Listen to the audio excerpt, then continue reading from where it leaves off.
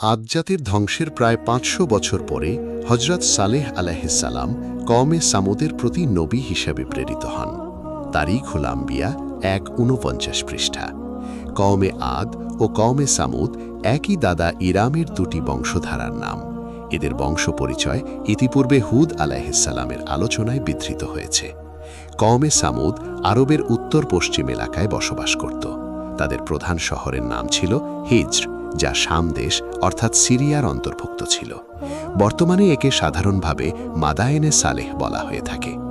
আদ জাতির ধ্বংসের পর সামুদ জাতি তাদের স্থলাভিষিক্ত হয়। তারাও আদ জাতির মতো শক্তিশালী ও বীরের জাতি ছিল। তারা প্রস্তর খোদাই ও স্থাপত্যবিদ্যায় খুবই পারদর্শী ছিল। সমতল ভূমিতে বিশালকায় অট্টালিকা নির্মাণ ছাড়াও পর্বতগাত্র খোদাই করে তারা নানা রূপ প্রকোষ্ঠ নির্মাণ করত। তাদের স্থাপত্যের নিদর্শনাবলী আজও বিদ্যমান রয়েছে। এগুলোর গায়ে ইরামি ও সামুদি বর্ণমালার শিলালিপি খোদিত রয়েছে। অভিশপ্ত অঞ্চল হওয়ার কারণে এলাকাটি আজও পরিত্যক্ত অবস্থায় রয়েছে। কেউ সেখানে বসবাস করে না। নবম হিজরিতে তাবুক যুদ্ধে যাওয়ার পথে মুসলিম বাহিনী হিজরে অবতরণ করলে রাসূলুল্লাহ সাল্লাল্লাহু আলাইহি সাল্লাম তাদেরকে সেখানে প্রবেশ করতে নিষেধ করে বলেন, لا تدخلوا مساكن الذين ظلموا أنفسهم إلا أن تكونوا باكين أن يصيبكم ما أصابهم। তোমরা ওইসব অভিশপ্তদের এলাকায় প্রবেশ করো না ক্রন্দনরত অবস্থায় ব্যতীত। যদি ক্রন্দন করতে না পারো তাহলে প্রবেশ করো না, তাহলে তোমাদের উপর ওই গজব আসতে পারে যা তাদের উপর এসেছিল।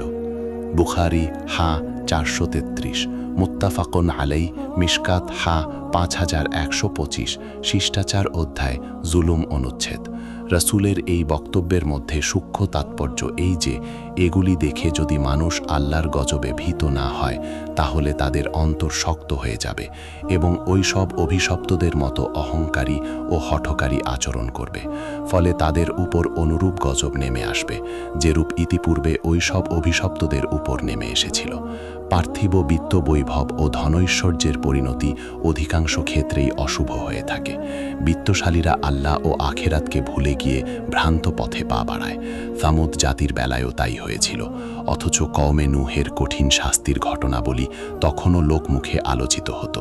আর কওমে আদের নিশ্চিহ্ন হওয়ার ঘটনা তো তাদের কাছে এক প্রকার টাটকা ঘটনাই ছিল।